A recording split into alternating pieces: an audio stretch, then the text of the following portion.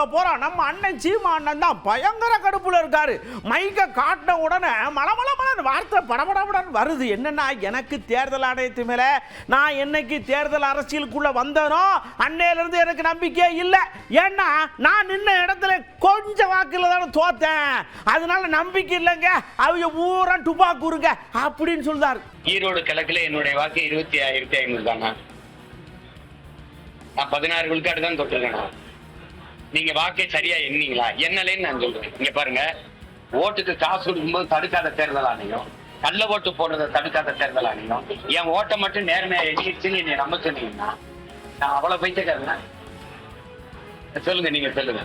இப்போ நீங்க வட இந்தியால இந்த பிஜேபி 70-80 லட்சம் வாக்கை ஏமாத்தி வென்றிருக்குன்னு நீங்க சொல்லும் போது அங்க ஒருத்தர் உட்கார்ந்து 9,500 வாக்குக்கு மேல குளத்தூர்ல நீங்க ஏமாத்தி தான் ஜெயிச்சிருக்கீங்கன்னு ஒருத்தன் பேட்டி கொடுத்தான்ல,